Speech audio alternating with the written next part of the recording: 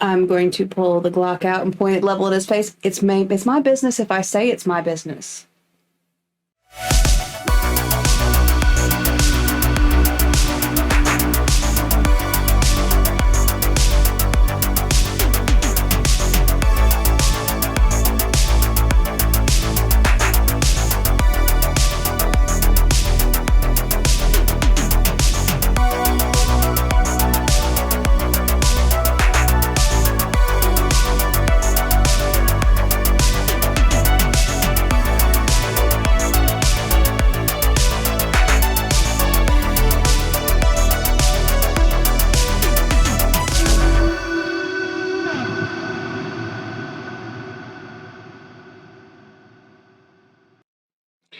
Hey everybody, welcome to our Percentile Vice.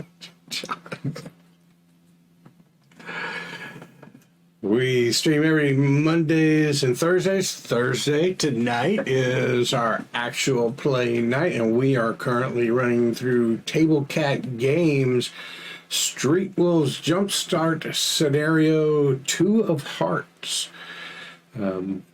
Emily got held up at work a little bit. She'll be here soon, but we're going to go ahead and get started. So, John, Gridrunner, he's got a hindrance called habit. And we did some talking, and you decided that his habit is drinking too much. I was thinking Quaaludes maybe, but the only experience with that I have is from the Wolf of Wall Street movie. No. It could be kind of fun, but it probably wouldn't be very entertaining to watch in this medium. Yeah, back in the early 80s when I was in college, we used to refer to those as disco biscuits. Take a Quaalude and you could dance on that. Did it really make like you move in slow motion? I wouldn't know. I never took a Quaalude, but I always thought it was a funny name for them, disco biscuits. That is a pretty funny name for them, especially in the 80s. Right. Well, so like I said, it was the early 80s. Disco was winding down. Most of our talk about disco at college was disparaging remarks about disco. So let's talk about Gridrunner's problems with alcohol. Right. So when I look at the hindrance, and this is a good time to talk about it since Emily's not here, because you can role play how much she figures out, finds out, or whatever. Right. So the hindrance as a major hindrance, and you've got it as a major, a physical or mental addiction of some sort that is debilitating or possibly even deadly. This includes drug use, chronic drinking, or perhaps even addiction to virtual reality in a high-tech setting. An addict who doesn't get his fix must make a vigor roll every 24 hours ago. He goes without, or take a level of fatigue. Once every 24 hours, you can do a healing roll. If it's successful, you can remove a level of fatigue. So if Gridrunner goes 24 hours without getting a drink, you're going to have to make a vigor roll, and if you fail that vigor roll, you're going to get a level of fatigue, which then starts adding negative modifiers to some of the things you do. Okay. And that's all it says there. But I know a little bit about alcoholism. So I'm going to homebrew a little addition to this. And let me put it into context, right? We started this game at about game time was 10 o'clock at night. You guys were sitting in a bar and you were enjoying a drink. Then you got to Lady Domingo's house, and after some negotiations, you guys sealed it with a drink where Foxtail had a mojito and you were poured a shot of tequila, which you tossed back. And now you guys are driven away from Lady Domingo's house and are pulling up into the Sunset Motel, Sunset Inn. So you've had 2 drinks. Now, while that will stave off the need to make a vigor roll or take a level of fatigue from not drinking, in my homebrew rules, it triggers something else. And that is, there's an old saying among us drunks that is, one's too many and 1,000's not enough. And it generally refers to our tendency to, once you've had one or two, you're off to the races. So how do you think we ought to play this out? So I'm thinking if you have a drink or two, then there's a chance that, well, you're just going to get blotto. Going to keep on drinking. I mean, it sounds about right. Which is a weird interplay, right? Because you know you're going to need to take at least a drink a day to stave off the DTs, right? The negative consequence of, you know, particularly taking levels of exhaustion. So I think this would be a vigor roll as well.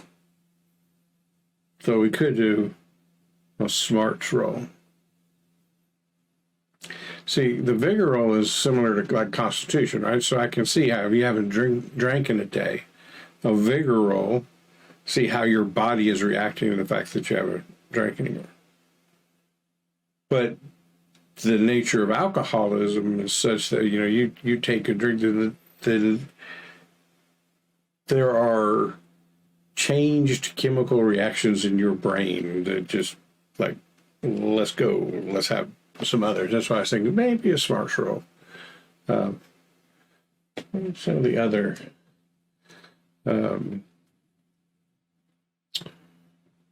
skills, attributes that we could use here. How about, so we talk about smarts and vigor. Spirit could work. Yeah. Whatever you think would be best, because I don't know the system very well, so, and you're the GM, so I'll do whatever you. Yes, and I think for purposes of street rules, as GM, I shall be known as the Wolf Pack Handler. You can put that on my business cards, please. I would have put it in the layout if you'd have brought it up. Just thought of it about 2 minutes ago. So let's do a vigor roll. And I think that, see, I don't want to make this like really, really difficult because this can be a pretty bad homebrew part I'm sticking on here. So on a critical fail, you're going to go on a binge. Okay. Which may mean for the first few hours you get some control over things, and then you might hit blackout period. You wake up the next day and we'll tell you what your character did. Okay. So here's the way critical fails work, right? You get your attribute die, or D4, 6, 8, whatever it is, and then you also have your wild die, which is always a D6. If you roll ones on both of those die, it's a critical failure. You cannot use bennies to re-roll critical failures. One of the few times bennies can't be used to take care of a roll. So, yeah, I think that's some way I'm going to play it. Sounds good. You got to take a drink every now and then, otherwise you're going to start getting... I was thinking also, considering the role driver, there's a possibility that the habit could come into play there too by... I don't think there was anything in it that said you're inebriated and have to do whatever, but... Right, so we're in this realm where it'd be neat if we could understand and play out different levels of your, imbibing in this habit, right? Yeah.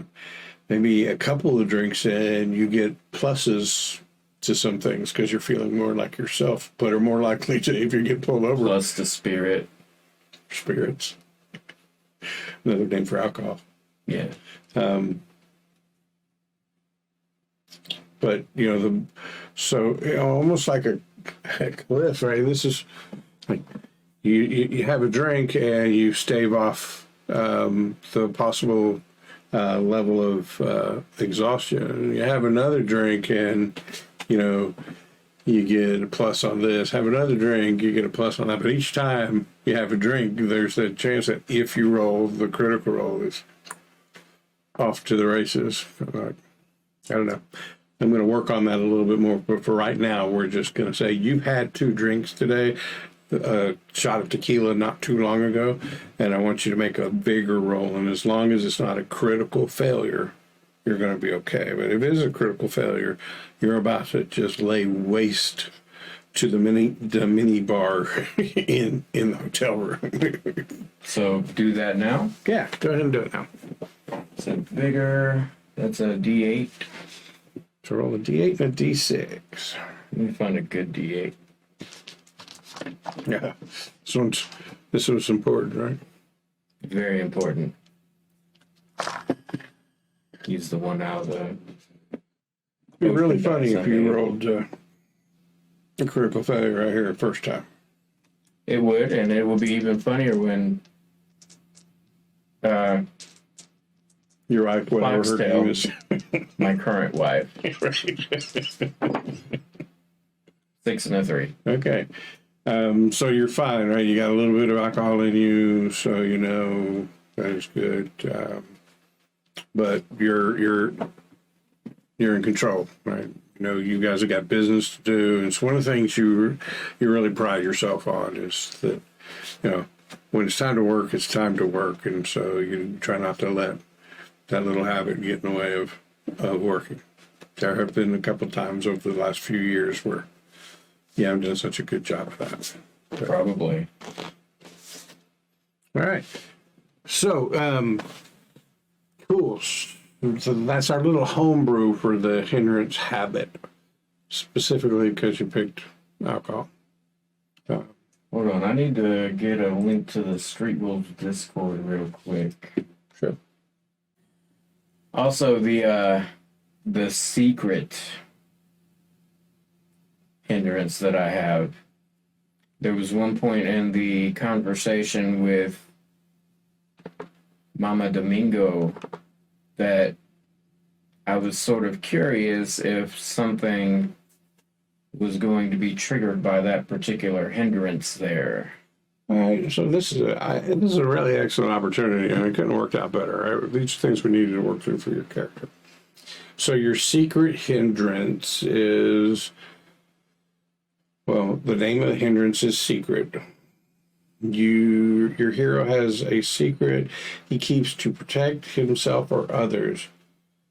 The major version would cause severe problems if discovered. There becomes public knowledge. He would trade it for some other, if your secret becomes public knowledge, then it no longer be the hindrance called secret. It'd become enemy, shamed, or wanted, or something else like that. So, did you have any thoughts on what your secret would be?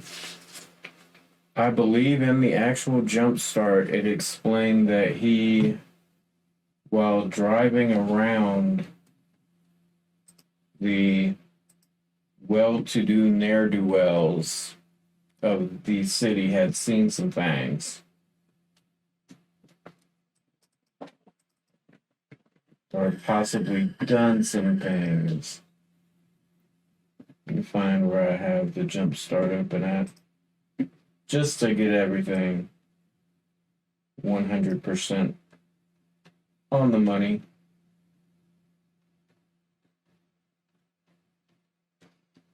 All right.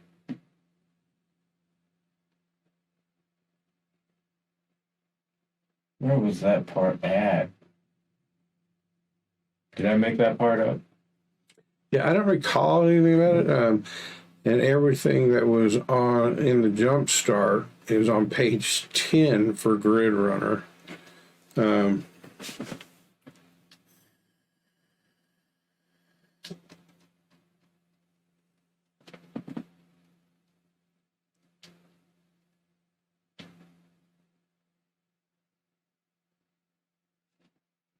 Well, my headcanon was he had either been involved with some things or seen some things driving his former bosses around. Probably been involved with things would be.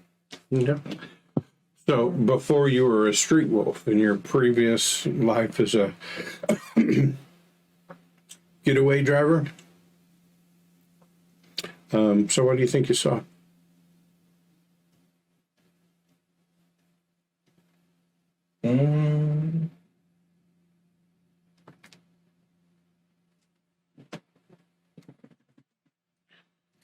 The entire plot of Scarface. From dude banging his sister on out. Well, not banging his own sister. That dude was bringing this other dude, Scarface's sister. Yeah. Yeah. Yeah. Yeah, that's okay. Let's just say it was a guy like that. I was involved with the driving and knew where a couple bodies were hidden and stuff like that. All right. So I won't get more specific, but if you want to, just let me know. as a getaway driver, what you thought was just your normal three guys jump in a car after robbing a bank and you drive off. But in the middle of all of that,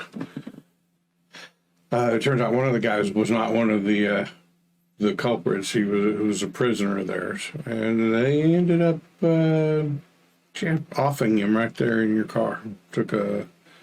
Either had spent a lot of time cleaning out your car, or you ditched the car completely and got another one. If the car's ever found, evidence may lean back to you. And that was my favorite car, too. The outrun the headlights. The crime organization the other two were involved in may decide you're a loose end. So, as it says, the major version would cause severe problems if discovered.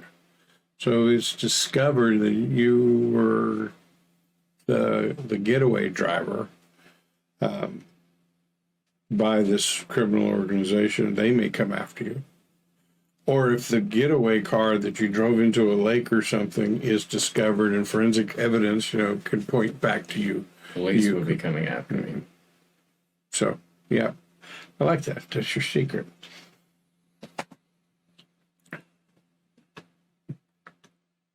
So we are caught up on that stuff right now. Cool. Take an opportunity to plug the jumpstart in the Twitch chat real quick.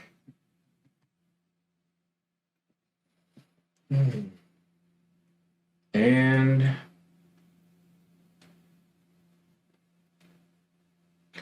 so trying to find things that we can talk about that aren't spoilers or using inside information. So you got a pretty hefty set of, what's the opposite of Henderson? Edges.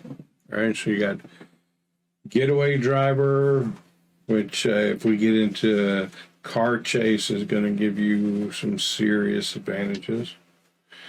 You got into the groove, which is really cool. You want to tell people about your into the groove edge? Well, whenever he hears rad tunes, it gives him an edge. And because he has a Walkman, he can hear rad tunes all day long if he wants to, as long as he's got the batteries. If he's listening to a tubular beat, he can draw an extra action card at the start of a round and pick which one he'd like to use. Yeah, that's a pretty big advantage. And it can be combined with other action card edges like level-headed, which I don't have. But it also reduces sound-based notice checks by -2. So if you put your little Walkman earbuds in, then anytime you're in combat or a situation where we're using action cards, you get 2 and pick the one you want. I was going to say pick the highest, but there may be times when going later in the round is advantageous to you. So Yeah. it's possible you could pick the lowest. But because you got those in, you're going to be -2 on any notice checks that rely on hearing. It's pretty good. And it's kind of neat too. If you're at a bigger table, you'll probably have a better idea of what cards are coming up. Or you're because going to taking a count card. cards. Yeah, why not? Right. Hey, we're in Miami. There's casinos around. May as well. It's not like the pit boss is going to come out. Grandma's going to come busting in. Hey. So Gridrunner is also a marksman. So if you don't move during your turn and take a single shot as your first action, you can add +1 to a shooting roll or a throwing roll, like if you were throwing daggers or something. And ignore penalties for called shots, cover range. That's pretty good. You know, calling shots, like I'm trying to shoot this guy in the head, that's going to impose certain penalties on your dice roll, -2, -4, whatever it is. And you can ignore up to 2 of those, so that's pretty good. Did I notice in some systems you have different armor classes for different body parts? I'm not sure if it's in this system. It is in the other Chaosium product, RuneQuest. RuneQuest has that. I think if it's a called shot, then we'd have to take into account, right? For instance, you've got a leather coat, right? And an autocross helmet. Right, so those add pluses to your parry, I believe. Toughness, maybe? Maybe, yeah, toughness. It's toughness. So if somebody called a shot against your head, you weren't wearing your helmet, but you were wearing your leather armor, then the leather armor is +1 to your toughness. Wouldn't the leather coat wouldn't play into it. So there'll be times. So yes, in a sense, you know, if you're wearing a leather coat, any shots that are going to hit that area, you've got +1. Anytime they say center of mass, it's a +1. Yeah. I was going to wear the leather coat again today, but it's a little too hot for that right now. It got unseasonably warm really quick today, didn't it? All right, so how about also another one I like that you have is quick, lightning fast reflexes and a cool head. Whenever you're dealt an action card of 5 or lower, you can discard it and draw again to your card higher than 5.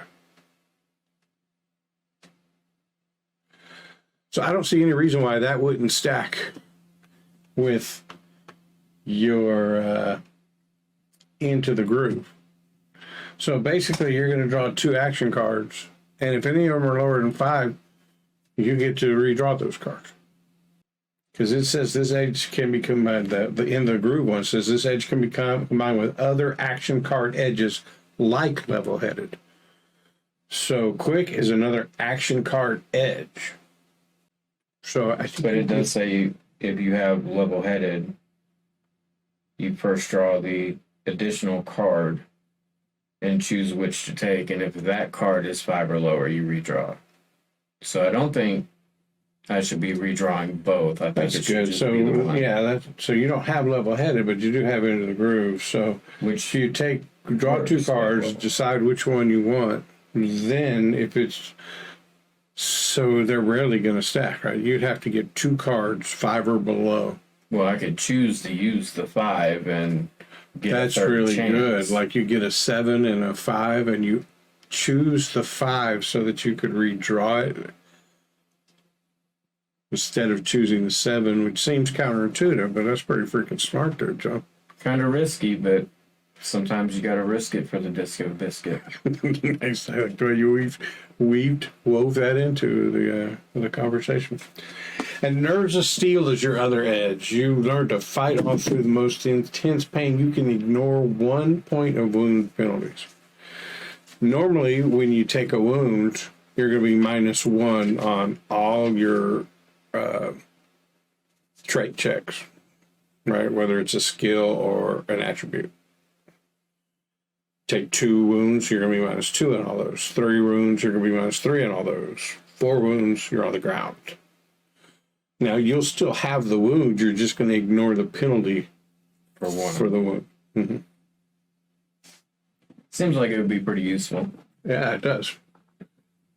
So, we just got done talking about some of John's character stuff. Yeah.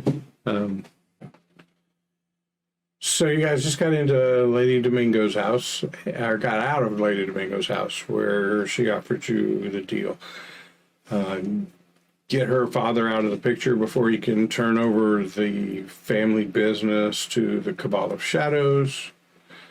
She'll tell you where Tracer, the man you're looking for, is. Tracer is also a street wolf, and you've been sent down here by 0 Point, your handler, to find Tracer. She says she knows where he's at because the Cabal of Shadows have taken him. The Cabal of Shadows is currently working out a business deal with her dad.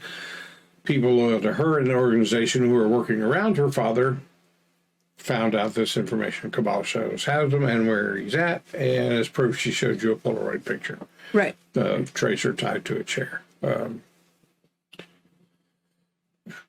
Gridrunner, you looked at that picture and thought something was a little off, but you couldn't figure out what. Anyway, you came to a deal with her. You sealed it with a mojito and a shot of tequila, and you guys drove back. And when we finished off last time, you were pulling in right under the slightly malfunctioning blinking neon lights of the Sunset Inn, a small roadside motel, single level, center office, and then like 2 wings that come off of it, probably at a slight angle, parking all up in front. There's a smattering of cars here. It's not too far away from the White Rabbit bar where you guys started things off, and know that Tracer was last seen before he was jumped and thrown into a white kidnap van. Right. Yeah, so you guys pull in, and there's a light coming from the mostly windowed center office. Other than that, at the opposite ends of the parking lot, there's like really dim street lights, but a lot of dim light and shadows throughout this parking lot, not really well lit.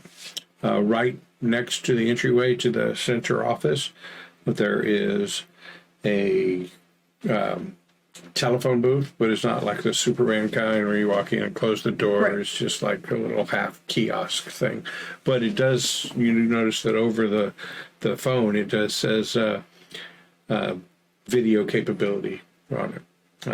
And so you are at the hotel that the bartender indicated that Tracer was holding a key from. It is a little after midnight. What would y'all like to do? Well, we could check into a room. I don't know if this is one of those kind of places that lets you check in at all hours of the night, pay by the hour type place. Don't we already have a room somewhere else? No, we arrived that day. Yeah, you arrived at 10 o'clock this morning. You were given requisition funds for getting the car and the room. You paid a little bit out of pocket to soup up your Chrysler K car to a no, it was a 1981 Ford Pinto you almost got stuck with. But with some schmoozing and flirting and $25, you were able to upgrade that to a 1987 Remora. Remora. No, Remorian. Remorian. Because it rhymes with DeLorean. Yeah, I figured that out. But it's got this little fish emblem on the front quarter panel, kind of sleek and bent, like a dolphin or whatever. But you can tell it's the fish, the Remora. Cleans up after sharks. I guess we could get a room. Talk to the guy while we're paying and Let's see if he can tell us what room was Tracer's. Yeah. I don't see it being too helpful, but maybe something will come of it. So it's worth checking.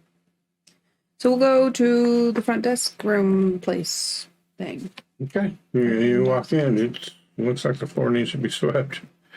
There's a guy behind the counter, kind of thin, kind of disheveled looking, not the best presentation, but he's working the night shift, so who gives a fuck, right? Right. And he's looking at a computer screen.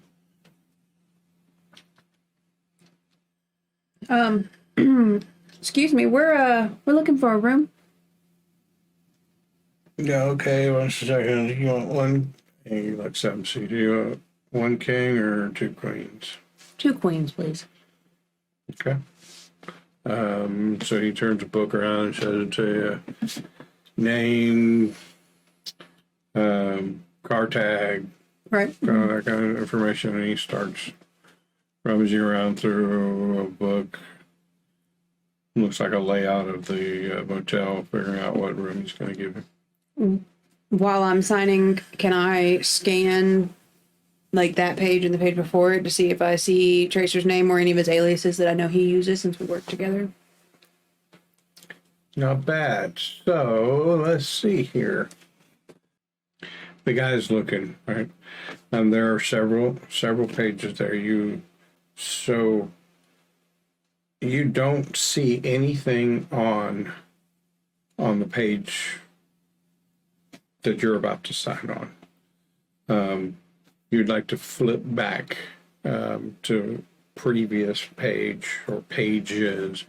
How many days back would you like to go? Did they, when they gave us the briefing, how many days had passed since he had been snatched? So look at your briefing sheet. Does it say? Missing, American, tattoo, family, ex-wife, parents, background, no. Okay, so you know that you arrived there this 10 o'clock this morning. You knew the previous afternoon, evening that you were being sent to Miami, and had to pack up all your stuff, get your gear ready, and get down to Miami. So you know that today's the 23rd. It couldn't have been before or after about midday on the 22nd. So you're going to flip back to at least the 22nd. Yeah. And how risky do you want to make this? That you're looking at, or is you just going to blatantly just like flip through these things? I think I'm just gonna look back maybe Give me a straight notice roll. 3 days. It's not notice, is it? And it is notice. It's what's called. Notice? I'm always... It is called notice. Okay. So D6 plus D6. Give me a 6. No, I got a 4. Okay. So you got to flip a couple pages back. So you get to the 22nd, you go 21st, and can I see your character sheet for a second?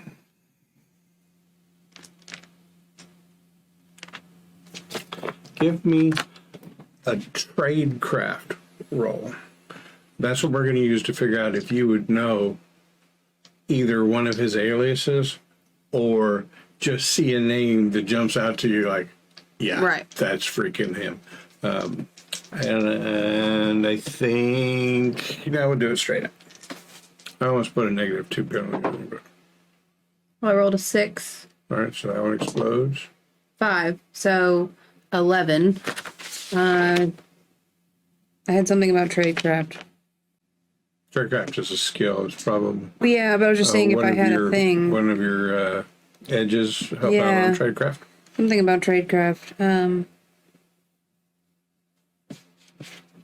No, it's about it's +2 when avoiding being tailed or being stealthy. So no, just a straight 11. Well, that's pretty good. So you hit the number and got 1 raise out of it. Right, so you're able to determine that on the 20th, he checked in, there's a name on there,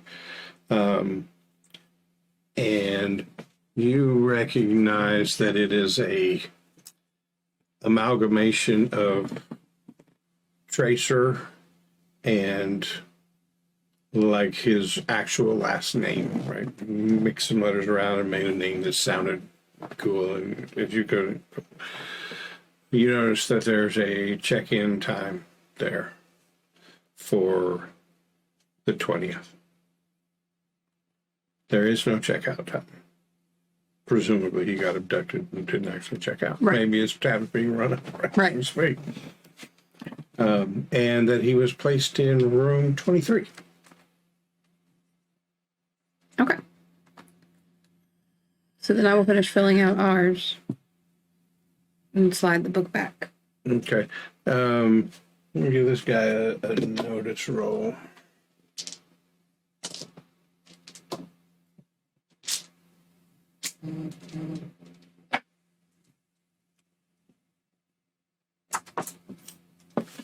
Yeah, his head was buried in paperwork and everything. So he pulls the book around. He writes. He was playing Pac-Man. Probably. Pulls the book around, writes some other things down, and he reaches back and starts to grab key with the hanging on the rack behind him. Big sunburst pattern, big number 11 stuck in the middle of the sunburst, and he grabbed it and he said, "Okay, two queens. It's gonna be number 11 down the left side here, about midway down." All right, thank you. I'll take the key and we will head out towards our room. Hey, it's going to be $40 up front, and then it's $40 a day every day. Okay. So I will hand him $40. Gives you back half. Okay. That's when you get done. Okay.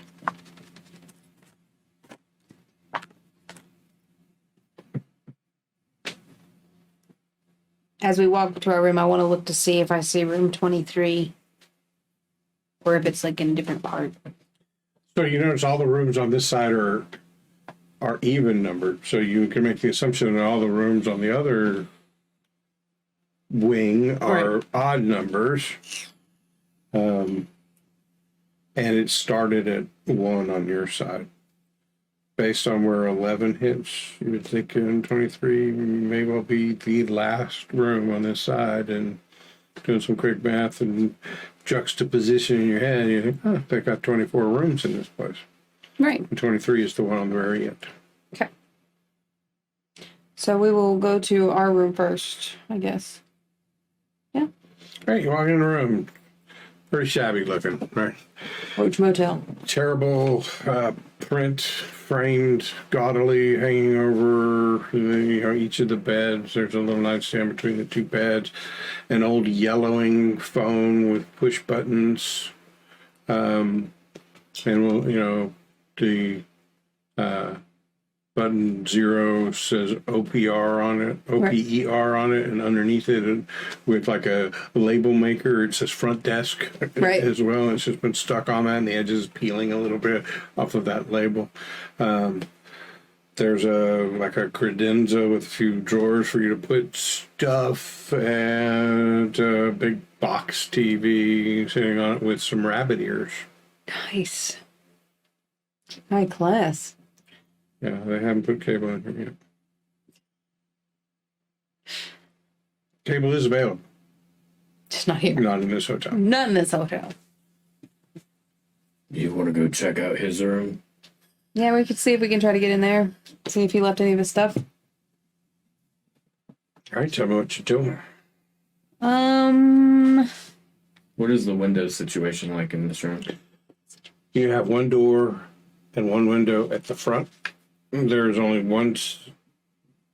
Each wing is only one room deep. So at the back of your room is on one side bathroom and a closet.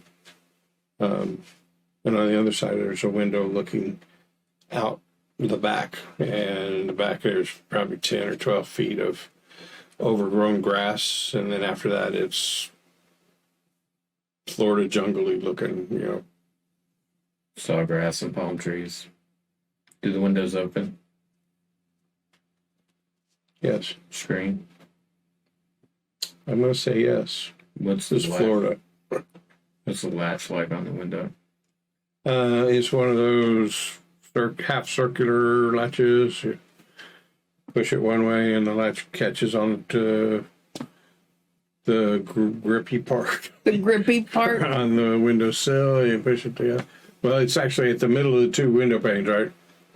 So one window goes up behind the other, so right there where they meet, it's a little latch that would keep you from raising the lower part. I have lockpicks. Similar window at the front, but a little bit bigger. So door, big window, small window at the back.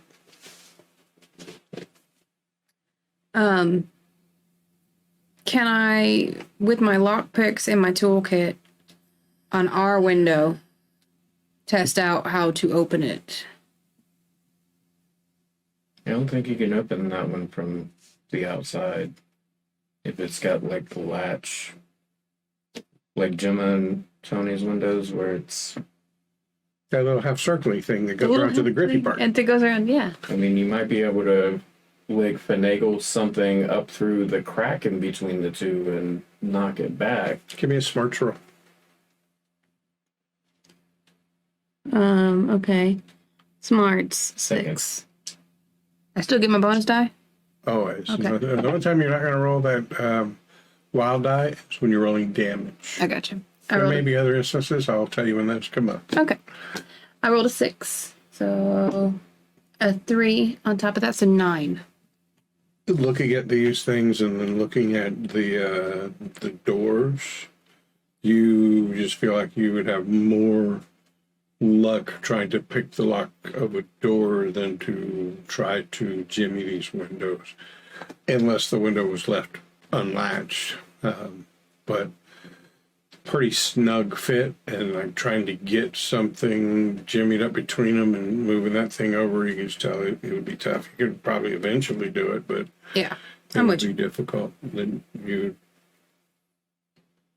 quicker and more efficiently just pick the lock on the door because they don't appear all that Yeah. high class. How long would it take to get around to the back side of the hotel? If you went out the front and walked around to the back side of the hotel, Is there a door out the back? no, Okay. but you got your window. You could open the window from the inside and crawl out your Yeah, window that's a good point. to the back, in which case, seconds. All right, I'll do that, and I'll walk down and check and see if the back window on his room is unlocked. Okay. Are you being stealthy while you're doing this? Probably. So there are a couple of windows along the way where you can see light coming out of them. Just a couple between you and the end where room 23 is at. Which kind of jives with how many cars you saw out in the parking lot. This place is maybe a quarter full. Right. So a couple windows between you and there. If that, I will try to be stealthy around the windows that obviously are lit up. okay. Make me a stealth roll, but I'm gonna let you have a +2 on this because it's dark back here, and you can always try to duck, down low as you're going past those windows. 5 + 2 is 7. Okay. Yeah, you're reasonably sure that you've gotten back there with nobody seeing you. You almost feel a little goofy about being so slinky as you went by there because this place is damn near deserted. All right, so what's the window? Unlocked or not? Looks just like yours. This is where I miss the luck mechanic of Call of You Cthulhu. tell me. The window is locked. Okay. Gonna go back around. Okay, as you start to come, you turn around, you're going to go back along the back of right? As you turn and start to head back, you hear from around the corner of the building, right? Because you're right there at the end. Look, just tell us where he is, and you're not going to have any more problems. And you hear, it sounds like a shove, and then somebody hitting the building, and then you hear another voice that, he's not worth it. Just tell us where he is. We'll get our money from him, and everything's going to be cool. And then you hear a woman's voice. I don't know. I swear I don't know. And you hear a smack as what you assume is a woman getting hit by a thug.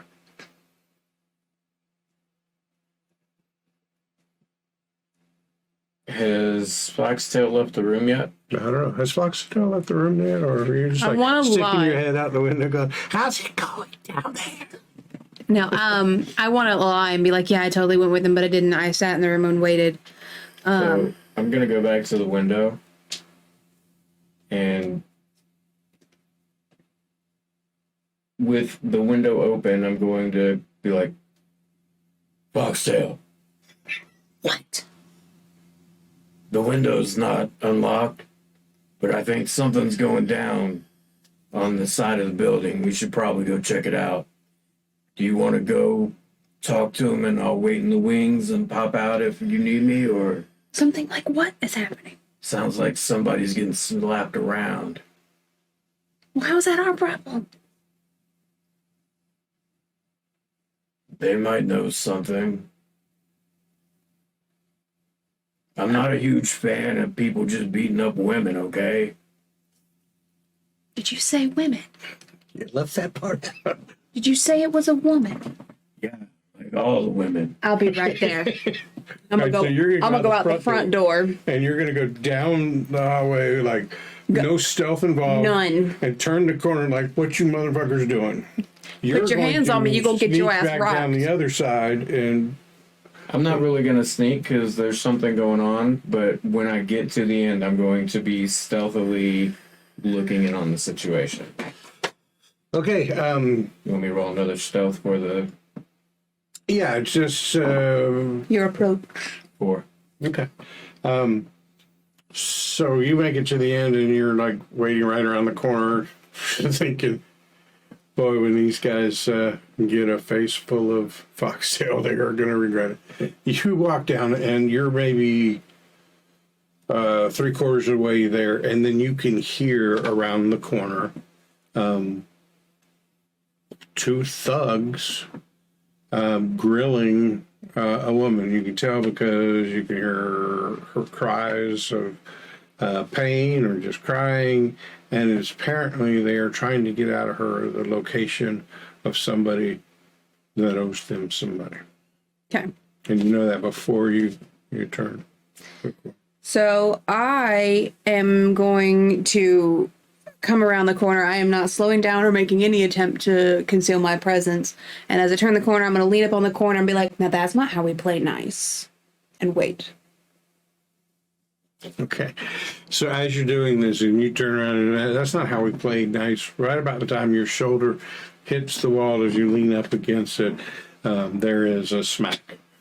One of the thugs just slapped the woman, and he gives her a slap, and he looks right at her. This ain't none of your business. Just go on, bro. Just go. I'm going to pull the Glock out and point it level at his face. It's my business if I say it's my business. And I'm going to wait. Okay. So you hear as the sound of 2 switchblades comes out of these guys, realizing that they brought a knife to a gunfight. The one who just did the slap places his switchblade against the neck of the lady against the wall. And the other guy goes, what are you going to do now? Just move along, bitch.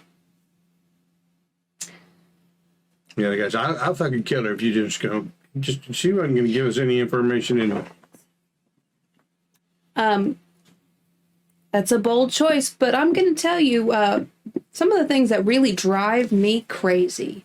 Just drive me up the wall is when little boys don't know how to act right. Yeah. Did somebody say drive? 80s buddy cop comedy like pun. I felt like it was appropriate. So I'm not moving. Set him up perfect. So You got something in mind there? I like the way I the do. papers are moving there. I'm gonna get to see Pull out my shit. get some badass edges going on here. What you got? I would like to make a shot with my Glock using my marksman edge for the, and this will be a called shot, for the head of the guy holding the knife to the girl. Okay. So we're going into a combat. Oh, shit. Ladies and gentlemen, our first combat round. All right. So there's two of them, two of you. The cards are going to be dealt Oh, we get cards. this way. So excited. It's going to be Foxtail, Gridrunner, Thug 1, Thug 2. Yes. Okay? And Foxtail, you have an ace. Aces are high or aces low? Aces are high. And Gridrunner, you have what looks like a 7. And then And you have a joker. what looks like a joker. Okay. 2. First of all, I forgot to cover something. How many bennies do you have? I have 3. 2. 2. Okay. Those 3 bennies you had are gone. Those 2 bennies you had are gone. Now you have 3 bennies. At the beginning of every session, you get 3 bennies. Got it. They So reset. they do not carry over. You know, you're like, why are my 3 gone and now I have 3? Just to emphasize the point, they don't carry over. So use your freaking bennies. When a joker is drawn, each player gets a benny. So now you both have 4 bennies. Wait. I misspoke. I never turned on my Walkman. So that joker is not mine. Oh, it's that thug's joker. Okay. That's right. You had an opportunity to. All right, so that means That's going to be like the, what is it? when a Hunter's mark. bad Just wanted to move guy it. gets a joker, 1 benny goes into the GM's benny pool. I start the night off with 1 benny for each player. So I started off with 2 bennies. Yes. That just gave me 1 in the benny pool and 1 for each of my characters if they're what's called wild cards. Wild cards are like main characters. Extras are like minions, Gotcha. right? Most of the time, you'll probably see 1 or 2 bad guy wild cards, and the rest of them would be minions. Different levels of wounds that can be taken. Essentially, if you hit a minion, he's going down. Yeah. In this case, it's just the 2 of them. It's a scene here. They are both wild cards. Right. But to give you an example, if we went back to Lady Domingo's house, at that point, she would have been a wild card and her bodyguards would have been extras. Gotcha. That makes sense. They got plot armor, basically. The other thing a Joker gets you is you can decide when in the round you want to go. You can use it to go first, or you can wait on it. You can use it to go in the middle of somebody else's turn. That's rude. Yeah. The other minion looks like he gets a 10. So it looks like the order of things would probably, but before I say that, would anybody like to spend a benny to either redraw their card? No, I'm good.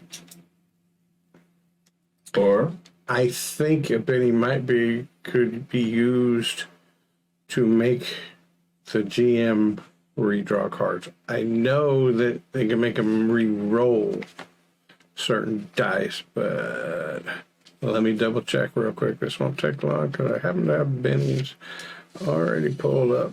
All right, you can use bennies to re-roll a trait, like a skill or something. Recover from shaken. Soak rolls. If you take wounds, you can spend a penny and try to not take the thing. Draw a new action card. Yeah. Yeah. I don't see it on here. So, but here's some other reroll damage you can spend a penny for. This one's entirely up to the game master, but I say let's try it out and influence the story. Ooh. Character spend a penny to find an additional clue if you're stuck, come up with some mundane but needed item, or push a non-player character into being a bit more agreeable, whatever. So Oh, that's a cool mechanic. That's cool. It is a cool mechanic. So you can use bennies that way. So here's the way the order of this is going to go. Thug number 1 is going to use his Joker to go very first in the action. So it is going to be, as it stands now, Thug 1, then Foxtail, then Thug 2, then Gridrunner. So You're going to redraw. You're going to spend a penny? All right. And you get a 10 also. And reverse. That's a king. Oh, no. No, it's a 10. The 10s look like kings. I thought it said that The too. queens look like 9. But it is a 10. And there's 10 pips on here. Yeah. But it does look like Are a those 10. not Ghostbuster cards? Yeah, but look, it's a 10. It just, I thought it was a king Those too. look nothing like Ghostbuster cards. It's disappointing. What were you expecting? Like they could have had ghosties and whatnot. Anywho, Some of the queens are like chick who was the librarian, office lady,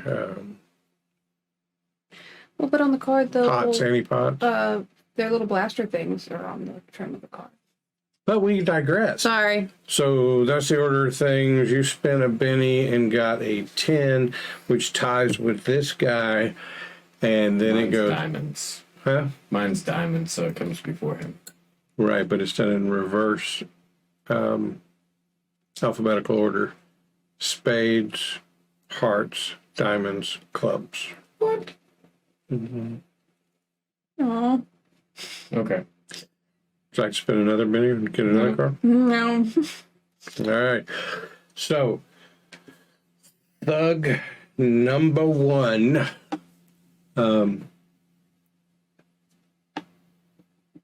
So since he started the combat, does he get to like go like? That's not bad. They didn't know you were there. Right now we got kind of a Mexican standoff, and you decided to come around. I'm going to give you one surprise round. Okay. I'm not going to redraw these cards No, when we get leave to the it. round. I'm leaving that all as it is. So you get one surprise round, and you're making a shot at the guy who is holding the girl. Now, shots into combat have modifiers. Yeah. Occasionally, heroes have to fire into the middle of hand-to-hand fights. The trouble is that even though we might see figures standing perfectly still on the desktop, in reality, they're circling each other, wrestling back and forth, and moving erratically. For that reason, firing into tangled people, such as melee, is quite dangerous, and use the innocent bystander rules. So that would normally make sense, but she's not fighting. She's just pinned up against the wall. So I'm not going to apply that here. He is not circling with an opponent, so you got a clear shot at him.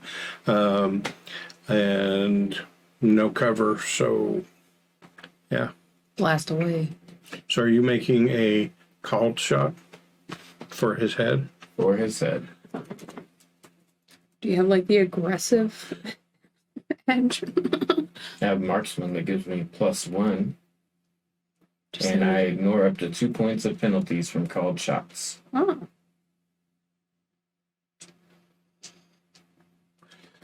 Right, you use the scale of the target when making called shots against creatures, not their scale. If your hero wants to blast the eye of a huge robot, for example, use the scale of the eye, not the robot. Okay, so let's see here. Small, very small, human hand or head.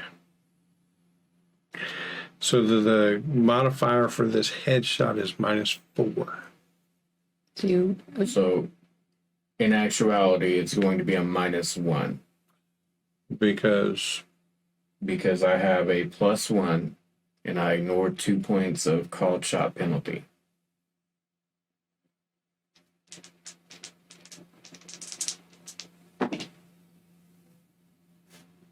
Rolled a 3 and a 2.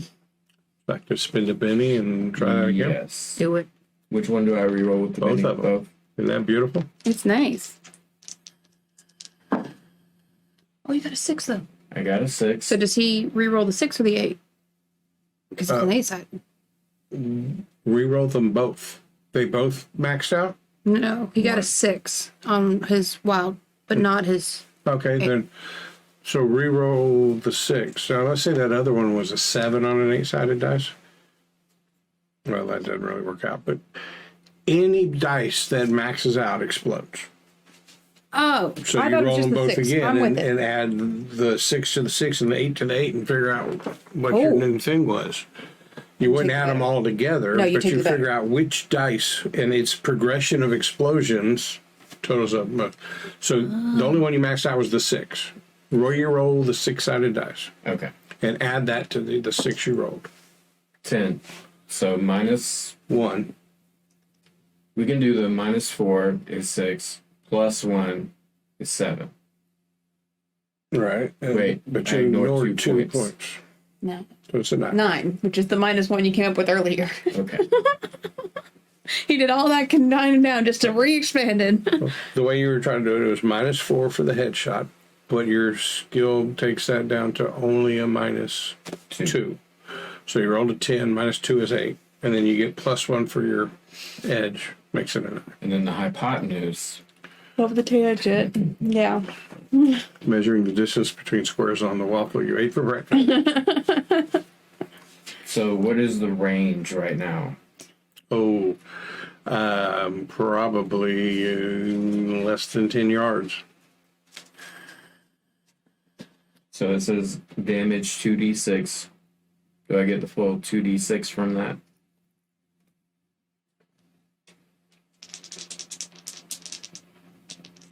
Yeah, those range don't really affect the damage. They affect the Attack roll. attack roll. Got a 5 and a 3. 8. 8 points of damage. You also got a raise. Yeah, he did because he got a 9 on a DC. Don't know, actually. I don't know what his. Well, it doesn't matter. It's a 4. Yeah. Right, You because explained it's a range shot. I listened. Let's see. He does have a leather jacket, but that's not going to come into play. So you did 8 points of damage, 9 points of damage. 8. 8 on the dice. 8 points of damage. Yeah. So his toughness is a 6. You beat that. Therefore, you just put him into a shaken status. There's that can't be right. I'm shaken by this gunshot wound to the head. Hey, you guys. No, it was funny. No, you can make me look like a fool here on the stream. Help me out. I'm learning. We make John look like a fool all the time. It doesn't count. Hold on a second, because At least it's a new system, so it's not like It's not like when we mess it up, 5e and have no clue what we're doing. which is still what we do. Only when there's paladins involved, because nobody cares about paladins. That is not true. It's just that we don't understand the paladins. Do we use the divine smite at this point, or is it a? I don't know. Even traumatize this poor girl on the wall when brains splatter across her face. all right, so hitting the head or vital organs of a living creature adds +4 damage to the attacker's total. So that 9 became a 13, which means It's an 8 To 12. and a 12. 8 became a 12, sorry. Which means you got 1 raise out of it. No. If his Yeah, tough was 6. a 6, yes. Yep. 1 raise. That means he is shaken and 1 wound. Cool. So you just took a gouge out of the side of his head. It didn't go center mass, blow his brains out. But he's shaken. So until he becomes unshaken, he won't be able to do any combat actions. Do I need to, before... What is the action economy like in Savage Worlds? You could move up to 6 inches. What would putting on headphones be? Free action. Free action? Well, and I'm going to share with you the song he's playing for the duration of combat. So you might want to bring up your voice just a little bit. I'm pretty sure the music isn't drowning you out, but... Pretty sure. What song is it? We can't hear it on this one. Do you want me to play it so No, it just echoes? tell me what it is. I don't remember what it's called. Wow. Rude. Okay. We'll just imagine that it's like Simon and Garfunkel level, like super soothing. Oh, that'd be cool. He's got bridge over troubled Right. water playing in his Like head. a bridge over. Troubled That's actually water. 100% the best thing that I would ever do. Right. It's reminding me of a scene in Boondock Saints or something. Yeah, Right. very much like that. All Very right, cool. So you just gave thug number 1. He is shaken, and just he number has 2'd himself. 1 wound.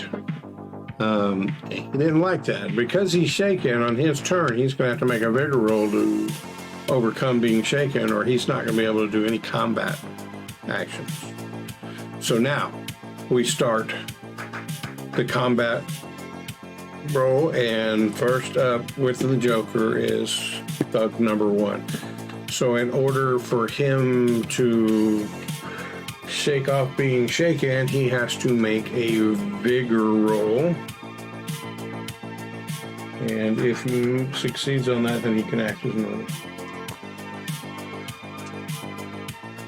Okay, so he stumbles, and all he does is he kind of lets the woman go, and he turns towards you, completely exposing his back, and he's got his gun, and he's going to run at you. Okay. He can move, but he can't attack, so he's going to start running at you, and just pull up right there in front of you. So he is, using other terms, engaged with you. Okay. That is going to make it Foxtail's turn. What would Foxtail like to do? You have your 9mm Glock already trained on them because you pulled it out and you haven't moved. So if you're gonna take a shot for having your feet steadied, and there's some rules in there somewhere, but I don't feel like dragging this down anymore. I'm just to say it's +2 right now to your roll, kind of like steady aim kind of thing. Okay. And there's a rule in there somewhere that I could go look up, but I'll do it later. See if I did this right. That's fine. Okay, so I am going to take a shot at the one who turned to face me, not the one who ran off to him. And I have an edge called double tap, which allows me to fire my Glock that has a fire rate of 1. I can fire it twice without needing to manually re-roll, and it adds a +1 to the hit and damage. But it costs me 1 extra bullet. All right, so what is your shooting dice? My shooting dice is a D8. All right, so you roll 2 D8s and your wild die.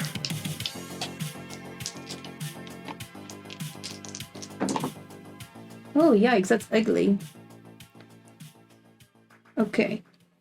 So do I add my 2 highest together, or no? Each one of those Shots. is a separate shot. You can't hit more than twice. So if all 3 of them were 4 or greater, it wouldn't count. Right. Well, but with a +1, I got a 4 and a 5. It's +2. So plus Oh, one. plus 1 for the double tap. Yes. Oh, actually, it would be 2 5s. So plus 2. So 2 7s. 2 7s and a miss. Yes. All right, that's 2 hits. Right. Well, you're shooting at the guy that had the one you had your gun trained on was the dude who had his knife against the woman. I was shooting. I thought I was training at the guy who, in my mind, it was like a guy and a guy with the girl. And so the guy who was closer to me who didn't. Okay. Yeah. Cool. Because, I don't know. That's just where my head went. So then I get 4d6 of damage on that guy. Because of my damage is 2d6 per hit. Plus 1 each. I need a lot of d6s here. I feel like a rogue again. Any of them that roll a 6, you Right. can add on it. I didn't get any 6s, so that's 10, 14, 15, 16 damage. The plus 2 that you gave me does not apply. No. Just 2 hit. 16 damage. His toughness is a 6, so 2 that's a hit and a raise. Mm-hmm. So he is also shaken and has 1 wound. Gotcha. Which then makes it Thug number 2's turn, and he has to try to shake off being shaken, and he does. So he can move his turn normally, and he is going to advance on you. So he's just going to close the distance from you, and he is going to attempt to stab you with his switchblade. So that is going to be a fighting skill, not a shooting skill.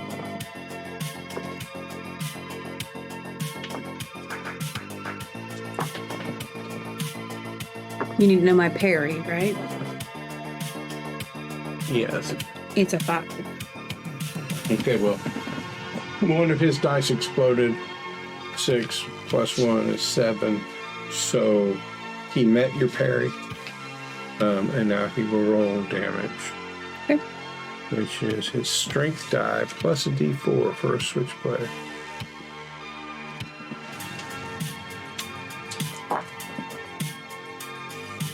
And 4-sided exploded.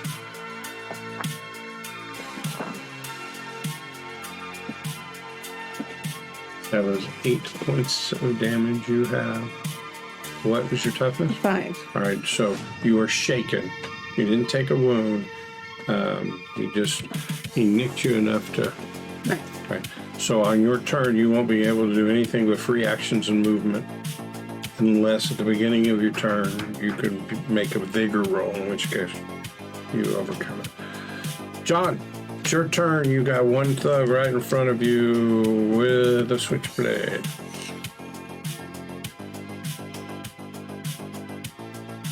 What is swapping weapons as far as action economy and Savage Worlds? You can drop a weapon and pull a weapon as free action. Since they're small, could I do it at the same time? What are you trying to do? Why don't we start there? Put away the gun and pull out my switchblade. Okay. And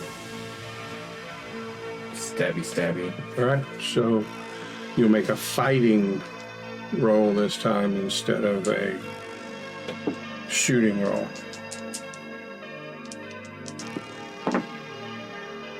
Eight? Exploded. 15. 15. His parry is a 5, so that is 2 raises. Yeah. Strength plus D4. It is. It's 2 raises. Yeah. Right, so when you get a raise on the actual attack, I think you get more damage dice. So when you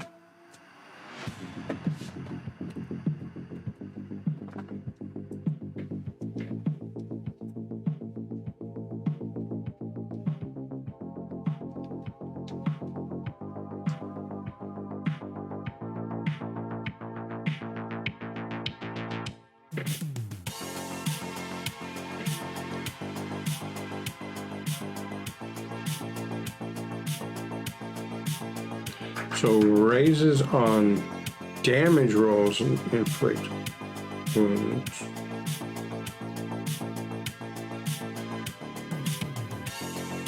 So let me see what raises on an attack roll is. Yeah, okay. Welcome back. You're gonna get blood on your jacket. Okay. Put it in the washing machine. Get that shit dry cleaned. A single raise always provides an additional effect of some sort, such as a bonus damage when attacking or benefit different magic. So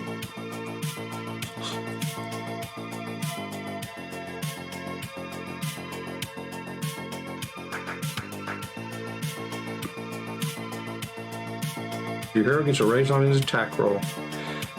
Regardless of how many raises, he adds 1d6 to the final total. Bonus damage. So on the attack roll, it doesn't matter how many raises you get. If you got a raise, you're going to add a d6.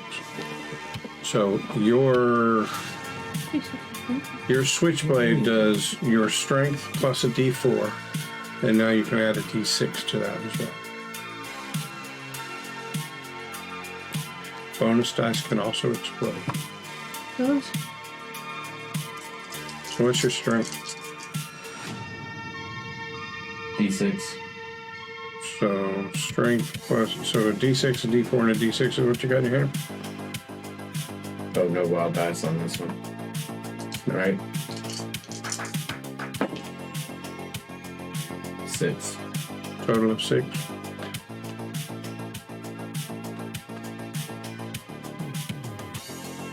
So normally his toughness is a 6, but he also is wearing a leather coat. So your jab at him kind of catches his coat, does nothing, doesn't find purchase. Got that extra 1 bit of armor from his leather coat. Which means New round, new deal. round. So, Foxtail, A 10? a 10. Gridrunner, Ooh, queen. a queen. And then You've got your headphones in, so you get a second card. 4. Thug number 1, it's a 9. And thug number 2 A king? looks like a king. So, which one of you two are you going to take? I'll take the 4. Really? Okay. And I will swap out the 4 for a new card. Using your Using my quick quick edge. edge Okay. that allows me to redraw any card lower than 5. Oh, that's smart. Yeah, it's going to be hard to beat the queen, but There's a chance. but You could beat at least one of them. and it's a 5. But you can, is it redraw any card? Lower than a 5 or 5 or lower? Until you get a card higher than 5. Oh. 8. Okay. Would have been so cool if that had played out. Yeah, but look at all the cards that you now have like made into the discard. They're no longer part of the deck. Right, she's counting cards too. John was just talking before you got here about how, yeah, we had a lot of players, and you're watching it, you could be like figuring out what the odds were of you getting a low card or a high card. Like, you're gonna freaking blackjack count Yes. cards in this game. All right, so first up is Thug number 2, who is engaged with you, and he is going to make a fighting attack at you with his switchblade. Ooh, that exploded. 9. 9. And your parry is a 5. 5. So he didn't get a raise, so no bonus dice on his damage. And it's his strength plus a d4. His strength is a 6, he's rolling a 6 and a 4 on damage for you. We got a lot of dice over here from here. Okay. 7. And yours is a 5. So that is 1 wound for you. And you are still shaken. Which means at the beginning of your turn, if you want to attack, you gotta get rid of that shaken thing. Alright. So that makes it your turn. So first make a vigor roll. Alright, well, how vigor is a d6? You do get a bonus wild die with that. I rolled a 5. Alright, so you're no longer shaken, but you do have 1 wound, which means that you are -1 on all of your attack rolls, skill rolls, all of that stuff. So, Okay. what you gonna do? I'm going to take 2 shots 2 shots. with the double tap. That's right.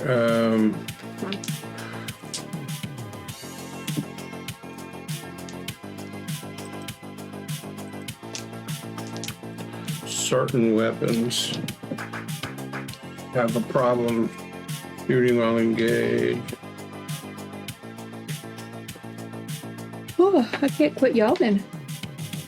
But I'm gonna, without, because I don't want to slow us down by looking it up, I'm gonna say the Glock is small enough that it's not gonna pose a penalty in here, but I do reserve the right to find that rule and change it Okay.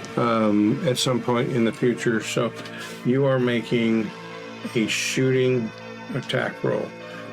But what I am gonna do here is I'm gonna say you have to do it against this parry instead of a 4. Sir. So your shooting die plus your, because you're shooting 2 shots. Yes. Okay. So 2 d8s and a 6 for my my exploding bonus, whatever. Oh, 1 exploded. Okay. Okay. So 1 was a 12 plus my +1, which is a 13. And the other was a 5 plus my 1, which is a 6. Okay, both of those hit him. So then I get 4d6. Did my 13 get a raise? On to hit? Oh, you said it was a 14? It was a 13. 13, that is 1 raise, so add 1d6 to that. God, there's so many dice. Alright. 1 exploded. So you reroll that, so 6. And a 6. So 12. 14. 16. 20. 26 points of damage. Alright, so 26, that is a hit and 3 raises. And as you're rugging around with him and you pull, he's trying to get it, you're trying to hold that one arm with the weapon and you just pull your Glock right into your belly between you. 2 shots muffled by his belly and crumbles to the ground. At this point, things have been happening really fast, right? You shot off 2 shots. John shot off a shot to begin this thing. The woman is screaming crazily. Yeah, we didn't think about it. And you're recognizing the difference in this shot. The muffled from it being right up against him and him being right up against you. You realize how loud and echoey off the side of the building the previous shots were. And now you are like, holy shit, we're in the middle of Right, we're not in the middle of the neighborhood woods. in Miami.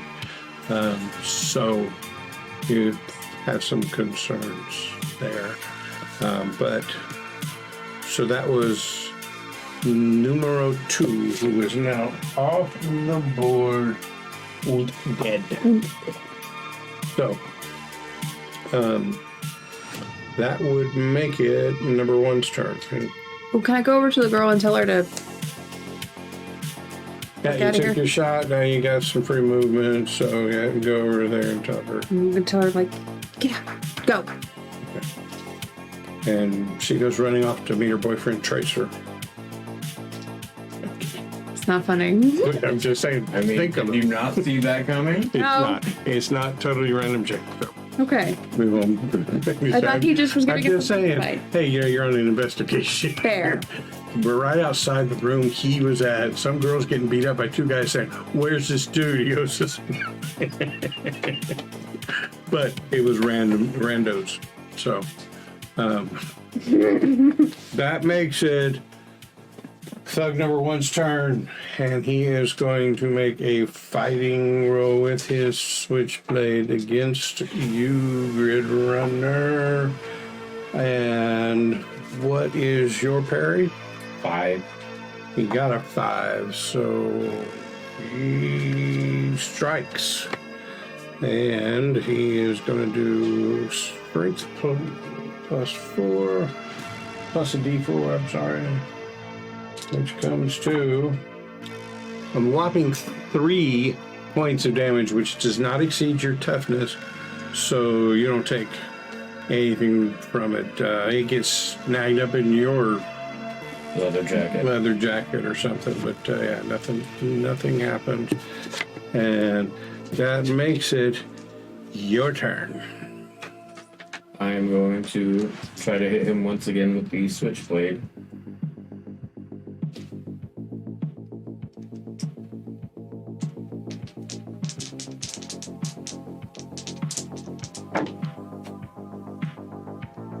Two threes.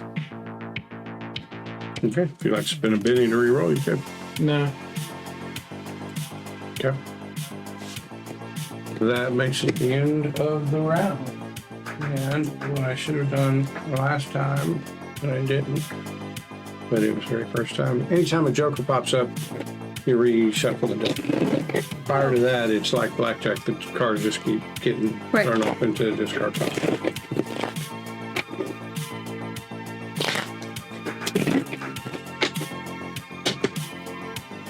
The one-handed cut.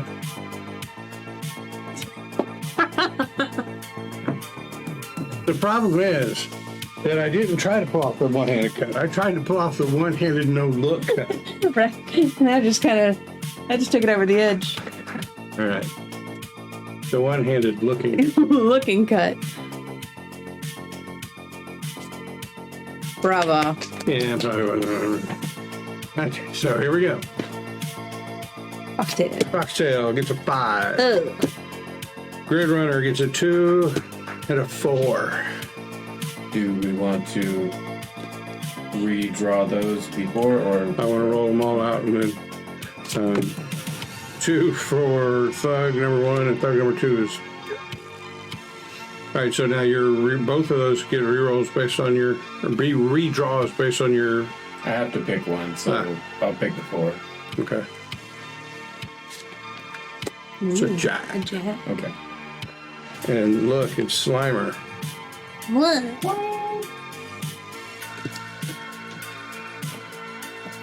All right, so chick's running off. John, you're in a tussle with a guy.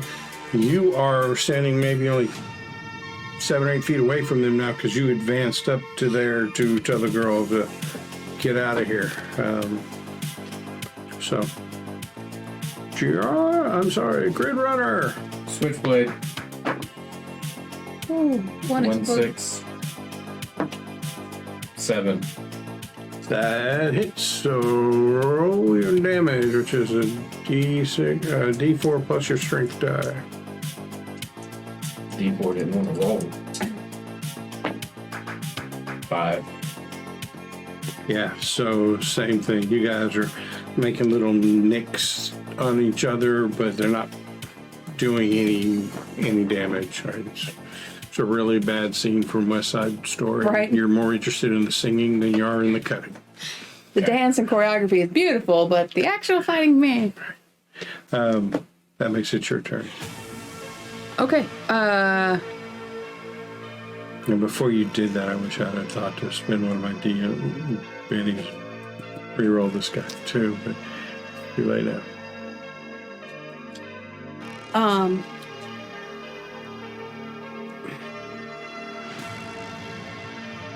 I guess I'm gonna fire at this guy. I don't really want to keep firing, but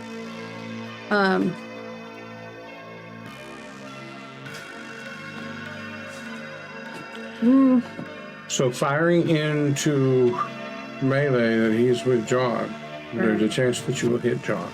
Okay, there are specific rules for this exact thing, as opposed to D&D where they're like, hey, maybe, there is an actual mechanic where badness could happen. So I guess I won't then. okay, because I didn't feel like reading. Thanks. I will just try to knock this dude in the back of the head. Pistol whip him? Yeah, just that. Nice. So use your fighting skill, but instead of unarmed, you have unarmed down here. We're going to treat it like having a switchblade. That is your strength plus something, because you're using your gun like a cudgel or whatever. Right. So it's going to be strength plus D4 if you hit him. So Okay. make a fighting roll instead of a shooting roll. Which my fighting is a D6. So. Okay. I rolled a 4. Would you like to spin a penny and try to... Yeah, I do actually.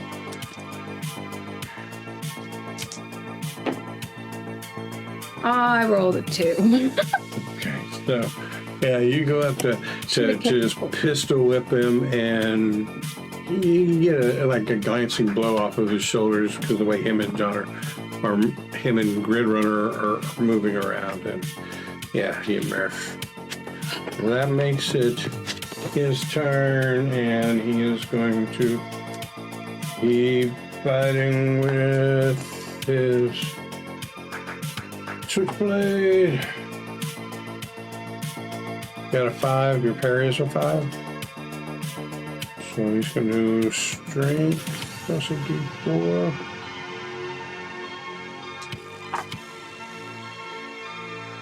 D4 exploding. Ooh. And again.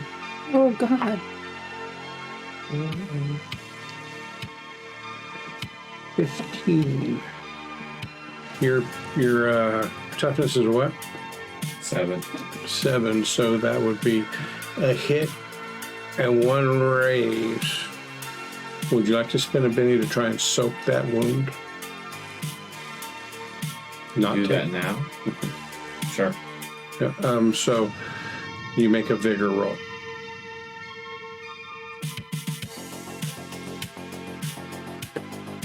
So your vigor dice plus your wild dice.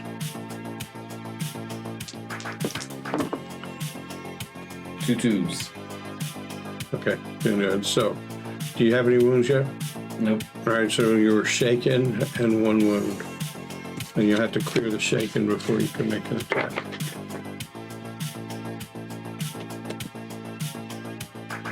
All right.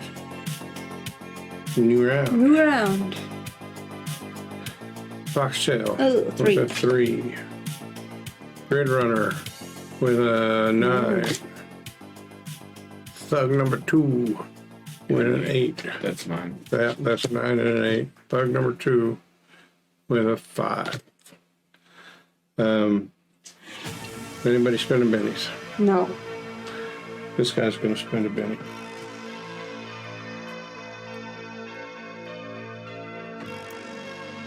And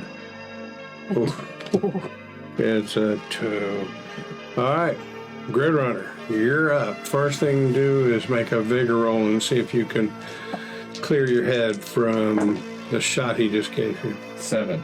All right, you have kind of really shaken. You still have 1 wound, but you're not shaken anymore, so you may attack.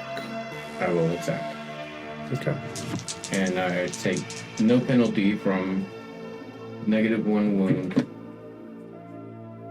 That's right. Because of the Steel, nerves of steel. nerves of steel. Cool.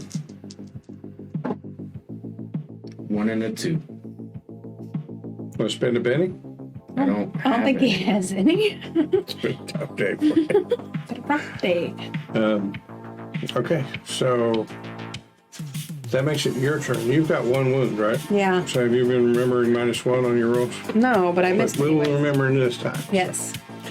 So what are you going to try? Are you going to try and pistol whip I him again? am. I really want to pistol whip somebody. Okay, so your fighting die and a wild die.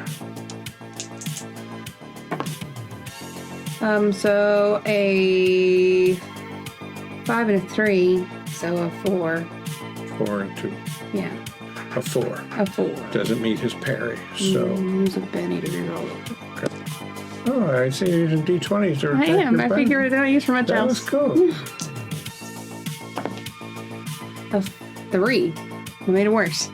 Okay, so you Just swing mix at that. him and yeah, nothing. I just don't want to damage my gun. That's the problem. I keep hesitating. Okay, so let's see here.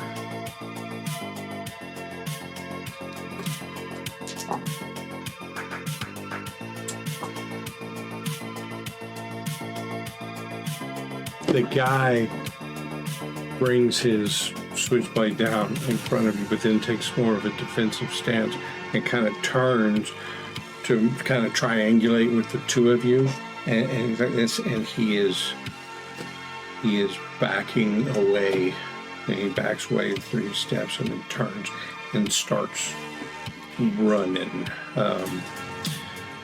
So since he didn't use his action, he essentially took this defensive thing. We're not going to get free shots up on him in that round, but if you're intent on shooting him down, you can make a shot at him while he's running away.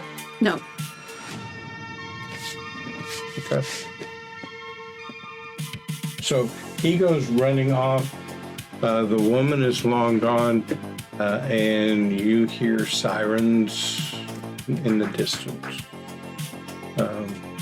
And you can hear voices around the corner, like somebody has come out of a room to see what's going on. But you popped off 4 shots in total. You popped off 1 shot in total. So there were 5 shots, probably less than 10 or 15 seconds ago, just by the spacing of combat. So they're just coming out of their rooms. What would y'all like to do? Gridrunner, go back to the room. I got this. Go back to the room. Because, like, I'm injured pretty badly, but I know how to talk. You have a wound too, right? Yeah. And you have a wound. Yeah, but I know how to talk to people better. Okay. Go back to the room. So, well, I have +1 to performance and persuasion. Huh? Yeah. I'm just wondering why you both didn't go around the back and climb in a window and just ignore all of this. But yeah, you want to go talk to people? Go talk. I figured they'd start searching the premises and then they'd be like, why didn't you report that you got shot? Then you could have fast talk them. I could. But okay, so you go So around I'm the gonna- corner, and there's a man in his freaking boxers. He's got this incredibly hairy chest and this gold Gemini in that medallion. Nice.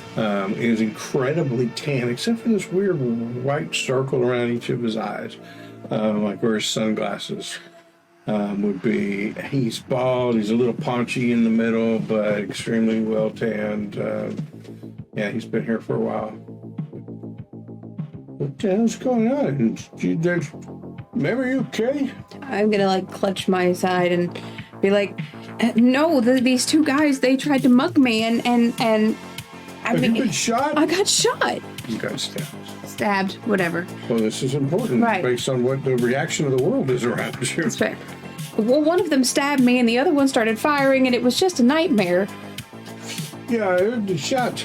I think the clerk up there called the cops or something. Should we get you to a hospital? Or? No, I don't think it's that bad. They seem to only kind of graze the surface. I think it'll Well, be you probably okay. got to stick around. The cops are going to want to hear the story and talk to you. So.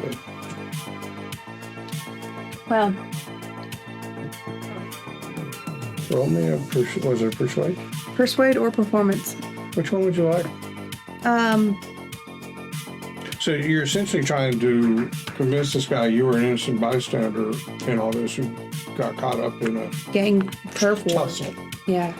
Okay, give me your... So I'm gonna use Where is it? Persuasion is a 6. Performance. I'm going to use Persuasion. Okay. So I'm going to try to persuade him that I don't really know anything. I just was in the wrong place at the wrong time. And the guys, one is over there on the ground bleeding and one ran off that way. Is that all you're going to try to persuade him on? Or are you going to try to persuade him anything more?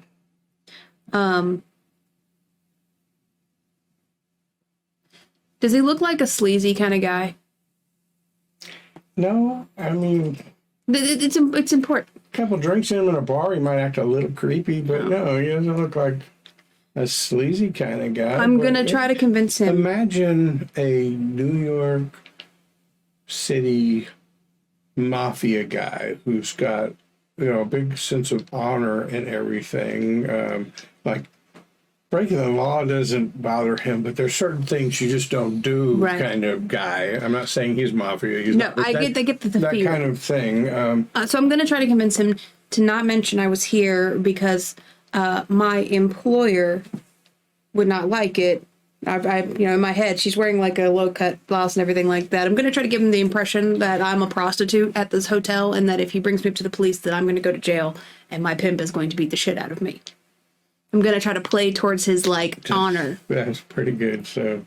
Sleazy motel, middle of the night. Yeah, so just give me a couple lines of what you say to the guy in character. Look, I just was here on accident, but if Big Daddy finds out, I'm going to get my ass tore up. And if the police see me, I'm going to go straight to jail. I really can't deal with this, okay? My ma she's sick, and I just can't... Calm down. I understand. I'll just make your roll. And, I'm going to give you a Benny for the performance, and you can decide whether you're going to use it this time or not. Okay. So I get 2, 6. One of them exploded. It exploded again. So 12. 2. So that's 14 plus 1, 15. 15. So that is a win with 2 raises, right? You got this guy completely convinced. Look, Bam, okay, fine. Look, when the cops come, I'm going to tell them, I saw the one girl run off, right? As I came out, I'll just tell them that the dude ran off. Go, get back in your room. I think you could probably just, get some tissue or something right there. But go ahead, quick, before the cops get here. I got you. But I'm going to run back to my room. I'm on about a working girl, Yeah, thank you. I'm going to run back to my room. Okay. John. Sneaking back to the room? Give me a sneak check. I have to play a damsel in distress in everything I do, apparently. That's how I feel. I sell men. Believe it or not, everybody, the folks around here are a little bit heightened awareness. 5. So the folks in those 2 rooms, one of them was boxer shorts guy. The other one, like anybody else hearing this commotion, would probably not run to the back window of their room. They'd run to the front door. So it's going to give you a +2 if you needed it. But you back to your room, you climb in the window, and a couple seconds after that, Foxtail comes walking in the door. Describe to me your injuries. I have a small cut, and it's bleeding a little bit. Okay. It's a knife cut. A small knife. Do either of you have healing? Nope.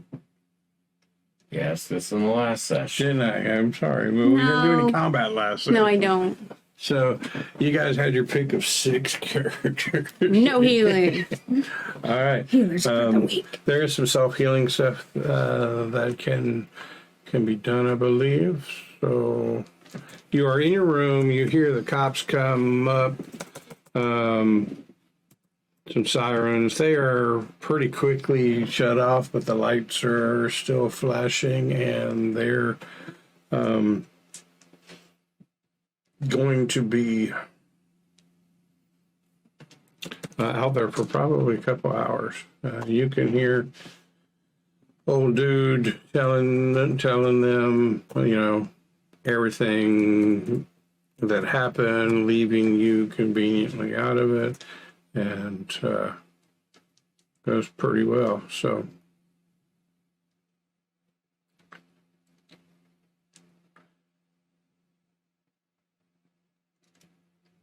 It worked. For a minute there, I was like, wait, maybe that was stupid. But my thought was, if we didn't like guide the storyline of what they thought was happening when the guns were going off, they were going to just come start checking everybody, and then me and you were both injured. Like, it made sense to not have them come knocking at our door. yeah, so give me a roll, a D4 and a wild die.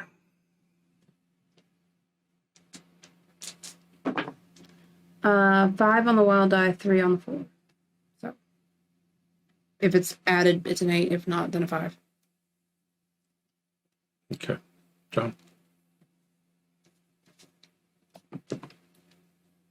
Can I use a D8 instead of a D4? Sure, just divide it in half. 1 and a 2.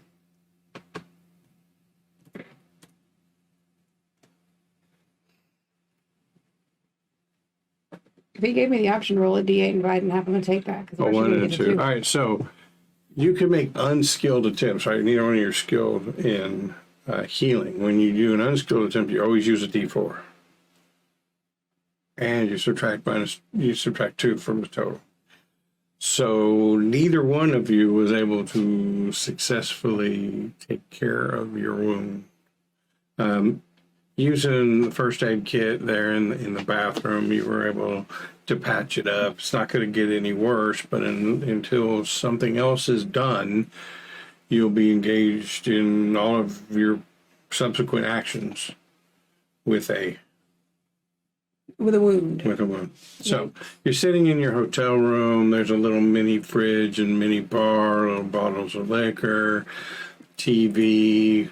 It is past 1 o'clock. You can still, the sirens are off, but you can still see the red and blue blinking of lights outside your window from down at the other end of the parking lot, but it's kind of lighting up the area around here. So you're looking for Tracer. You just got done talking to Lady Domingo, and you had this little scuffle that appeared unrelated. So now you guys need to start deciding what you're going to do about finding Tracer and the information that's been given to you.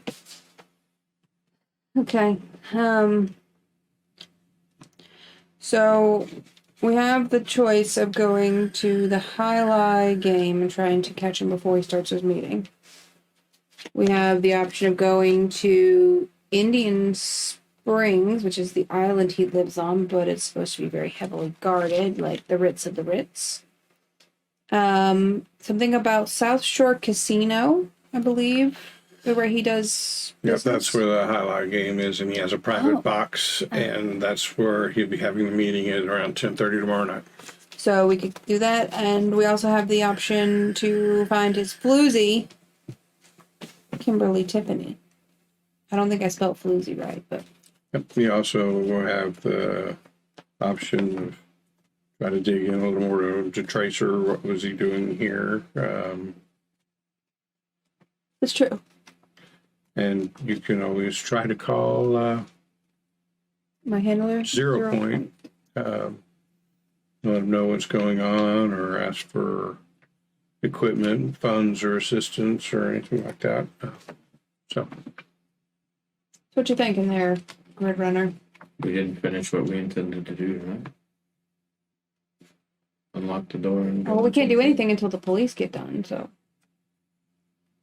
Can't go breaking into the room right next to where we were just shot at, or shooting at, and while the it'd police be was daring. You'd It'd probably be daring. earn you some bennies. By the way, John, take a benny for the ambush setup. I was really hoping he was going to come back and tell me, and that it was a woman, because like my hindrances is a heroic, and like I guess I could have played that where anybody was in trouble, but like in my head it felt like, a couple of jackasses out there roughhousing. What does she care? But they're roughing up a woman. Yeah, but I also see you as this, so you're flirtatious and you use your feminine charms, but I just see you as also fiercely feminist, Yeah. right? A woman is going to be a... Fuck, she is. And why did you come back here? Why are you?